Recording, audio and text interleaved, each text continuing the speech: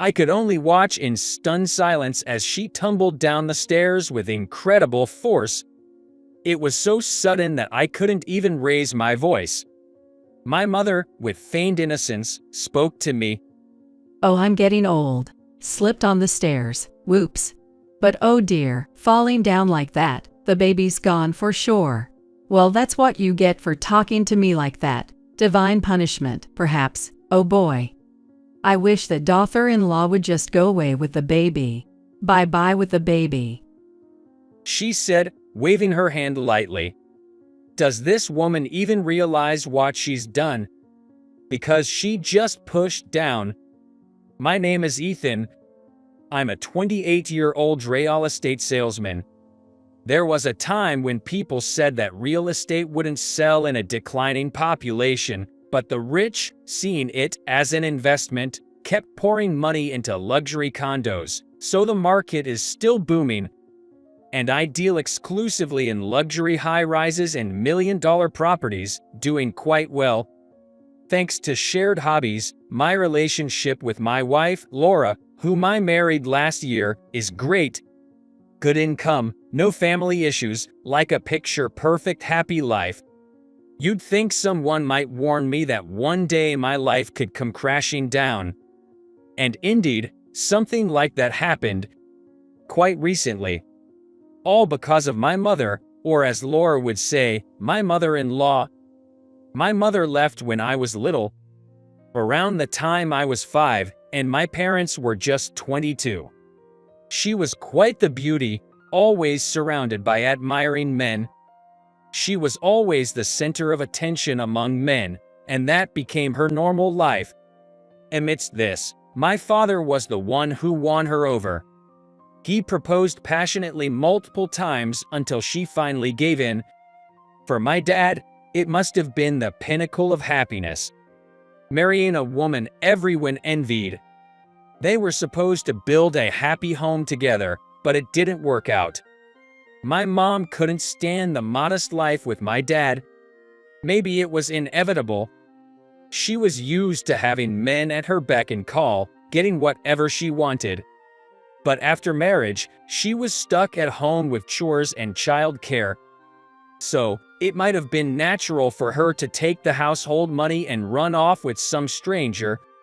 Life was tough for my dad after that.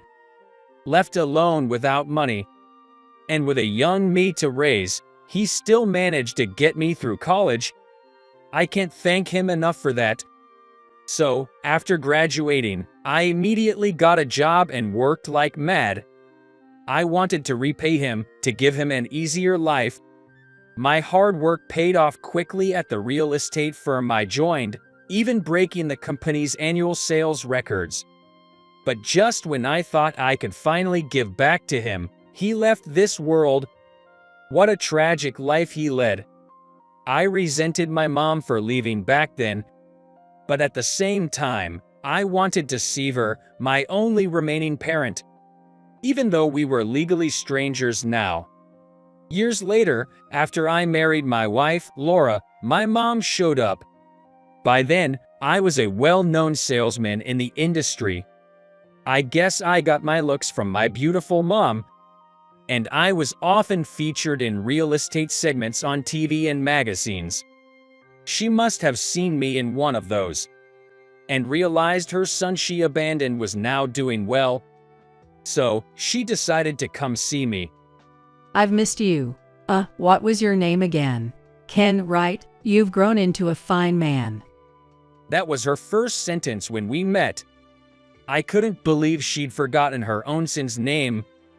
But, with mixed feelings of resentment and longing, I was still happy to see her. "Mom, it's been so long. How are you? By the way, my name is Ethan, haha," I said, my heart full, barely holding back tears. But her next words made those tears quickly recede. Right, Ethan, whatever. Hey, can you lend me some money? You're making a lot, right?" She wasn't here to see me. She just came to ask for money. Realizing that, I was stunned. I feel like an idiot for having held back my tears and filled my heart with emotion earlier, thinking it was an emotional reunion, but she was still my only family. And she must have had her struggles too. So, I gave her money, just once, I thought. She even said, just this once, only this one time. Okay, Ethan, dear, I fell for it, thinking it was just once. But like in the comics, this once turned out to be many more times. Hey, about your mom.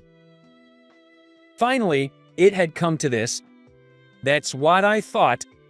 Today, during the day, a lady claiming to be your mom came by. She said she was struggling and asked if we could lend her some money. She had a photo on her smartphone with you in it and seemed to know you, so I gave her the money. Was that okay? I never told my mom our address. In fact, I'd been avoiding her calls lately because she'd started asking for money more frequently. And now she's showing up at our house. How she found out where we live is beyond me and frankly, a bit scary, but right now, I'm more concerned about Laura. Sorry, I thought I had mentioned it before, but I actually have a mother I've been estranged from.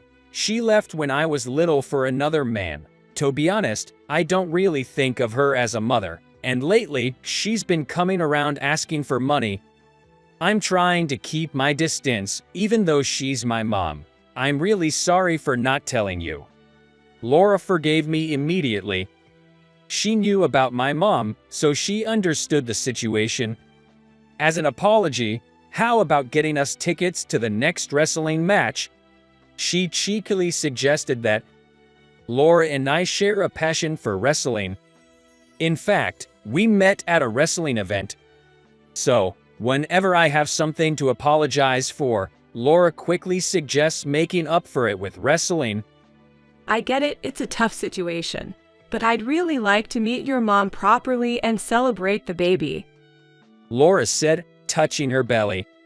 She's carrying our child, almost 8 months pregnant now, and we're just talking about getting ready for the birth. That's why I don't want her to worry about my mom, especially now. If anything happened to Laura and our baby because of my mom, I couldn't bear it. I'm the only one who can protect my family. I need to talk to my mom about this. I had planned to, but it's hard to bring up. Maybe deep down, I still long for her. But if I had been more decisive back then, Laura and our baby wouldn't have gotten wrapped up in this mess. I feel like punching my old indecisive self. A few days later, we were at the clinic. We used to go to a small local clinic, but since they noticed something unusual with the baby, we came to a larger hospital for a detailed checkup. Fortunately, the tests showed the baby was fine, but we were advised to continue checkups here until the birth. As we were about to leave, my mom showed up. What a coincidence to run into my beloved child here. I had no idea how she found us, but I was taken aback. Mom, why are you here? What do you want? How can you say that? I was so worried about my dear son going to the hospital. I just had to follow. Her concern was probably not for me, but for my wallet. I thought to myself, So, is something wrong with you? Do you have insurance? If you've been given a terminal diagnosis, make sure I'm the beneficiary, okay? Laura, usually so gentle, snapped back. Hey, how can you say that to your own son? Look, we're here not because of Ethan, but for a checkup for our baby. Don't you see this belly? Then, as if noticing Laura for the first time, my mom nonchalantly said, Oh, you're here. I have no business with a cold woman who won't give me money. It's always money with you. That money Ethan worked hard for. What do you think it is? Our savings are for our baby who's about to be born. Even if you're Ethan's mom, there's not a penny left for you. What's with this woman? Refusing to give money for a child. If that's how you feel, I have my plans too. You'll regret this later. With those words, my mom left. Laura had spoken up for me, saying what I should have said. I was grateful and also a bit intimidated by her ferocity. But my mom's parting words gave me an ominous feeling. This is a crucial time for Laura and our baby. If my mom did something to them, I might never recover. I just hope nothing happens. Really, there's always a mixture of good and bad. Laura said, still seething. She was referring to the good part of our visit, meeting her favorite wrestler, Maverick, at the hospital. Maverick was once a very popular female wrestler. I had wondered why she wasn't in matches or on TV much recently, but it turns out she was pregnant too. When we greeted her, Maverick's belly was already big, just a few days away from giving birth. I felt awkward for intruding at such an important time, but Laura was different. She was in front of a wrestler she was a huge fan of, and her admiration was overflowing. Laura couldn't contain herself and kept talking about how much she admired Maverick, her favorite moves, and detailed moments from specific matches. Maverick's husband, Ironclad, also a wrestler, could only give a wry smile. She listened to Laura's excited talk with kindness. Maverick, known for her heel role in the ring, is actually a very compassionate and kind person in her everyday life. Laura was still buzzing about it on the way home. As a side note, Laura talked about Maverick so much that I dreamed of being chased by a demon in a Hanya mask. In fact, Maverick's hospital room was bustling with people, showing she was adored by her friends. The day had its bad moments, like the stalking incident with my mother, but meeting Maverick overshadowed it all. Laura and I agreed. We kept visiting Maverick's room every time we went to the hospital. She seems to be enduring Laura's endless fan talk. We had almost forgotten my mother's parting words. Little did we know, she would do something unthinkable. It happened as we were leaving the obstetrics clinic after visiting Maverick's room. Maverick had just made an unusual request to us, which we happily agreed to. But as we were descending the hospital stairs, with me supporting Laura, oopsie, slipped my hand. Oh no. Shockingly, it was my mother who had pushed Maverick down the stairs. I was powerless, watching Maverick tumble down with such force, unable to even shout. My mother, feigning innocence, said, "Oh, I'm getting old. Slipped on the stairs. Whoops. But oh dear, falling down like that, the baby's gone for sure." Well, that's what you get for talking to me like that. Divine punishment, perhaps. Oh boy. I wish that daughter-in-law would just go away with the baby. Bye-bye with the baby. She said, waving her hand. Does this woman even realize what she's done? She just pushed down. Mom, she's not my wife. What? Ouch, damn it. What the hell do you think you're doing? Roared a voice from the bottom of the stairs. Who? The one glaring at us with an intense gaze from the bottom of the stairs wasn't the usually gentle Laura, who becomes frightening when angry, but it was Maverick herself. I won't forgive you for this. I'll have you arrested. Or should I take care of you right here, huh? Maverick stood before my mother. Her expression is fierce. My mother was petrified. I was just trying to scare my daughter-in-law. It was a prank. I didn't mean to push you down the stairs. You pushes their daughter-in-law down the stairs. I'll smack you, I swear. Yikes, help, Ethan. We're family, right? My mother begged for help, but Maverick cut me off. Listen here. Do you really call a woman who pushes her loved ones downstairs a mother? As a man, as a father, are you okay with this? Maverick winked at me. She knew everything. She understood and was guiding me. Even if she gave birth to me, she had crossed a line. Above all, I had a duty to protect my beloved wife and unborn child. I was sure my late father would forgive my next action. No, this woman is not my mother.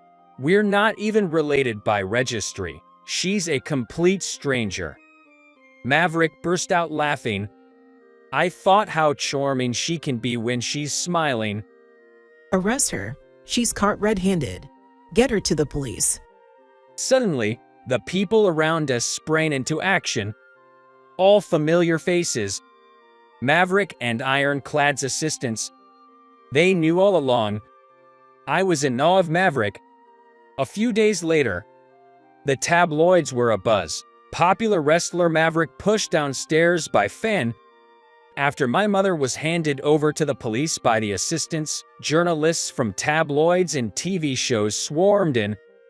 A famous wrestler was attacked at the hospital. It was sensational, especially near the clinic. There was a panic about whether the Maverick had miscarried, but there was no need to worry. Maverick had already given birth to a healthy boy. That day, when we visited her room, she had just asked us for a favor. Maverick had just given birth and needed a few more days in the hospital. However, she was feeling restless and wanted to step outside. She asked Laura and me to switch places with her so she could discreetly leave the hospital. Laura immediately agreed to Maverick's request, before I could even say anything. So, at that time on the staircase, it wasn't Laura I was supporting, but Maverick. They both had similar hairstyles and builds, and Maverick had stuffed cushions around her waist to mimic a pregnant belly so she wouldn't be recognized. I wondered why she would go to such lengths, but it soon became clear. When my mother pushed Maverick down the stairs, Maverick, as a professional wrestler, used her skills to take the fall safely, using the cushion around her belly to protect herself. But why would Maverick go so far for us? We are just her fan. When I asked her, she told me this. Actually, I was thinking of retiring from wrestling after having my child. I used to be quite popular, but I'm getting older, and the crowds aren't what they used to be. Then I met you and Laura. She's really amazing. She remembered all my matches, what she liked about each one, and her favorite moves. And more than anything, the way she talks about me, her eyes sparkles. That made me reconsidered. I have fans who think so much of me that retirement is nonsense. I'm so grateful to you. I owe you guys so much. I owe you so much that I couldn't repay you even if I spent my whole life. That's when it happened. Laura told me about your mother. My assistants overheard your mother planning something at the hospital. So, that day, I decided to put on a little act. It seems we had given Maverick something too significant, all thanks to Laura's enthusiastic fandom. And there's one more thing I owe Maverick. For my mother's situation, after being turned over to the police and unable to deny the numerous testimonies, my mother was charged with assault. Thanks to Maverick, it wasn't a prison sentence, just a fine of about $5,000. I had no intention of paying that fine for her. Surprisingly, Maverick paid for it. Under one condition, my mother would work off her debt at Maverick's wrestling office, including living there. It's a tough environment surrounded by tough women with no lenient men to coddle her. It might be just the right kind of lesson for my mother. Cutting ties with the weird guy might lead to some improvements in her personality. As for me, everything's been going great at work and home, almost too good to be true. But there's one thing that's been bothering me. Ever since that incident, Laura's become even more obsessed with Maverick, to the point of wanting to name our newborn child Maverick. That's my current dilemma. I definitely need to talk to Maverick about persuading Laura not to, when we visit her next time. But that's the end of my story. I'll protect my family as a father from now on,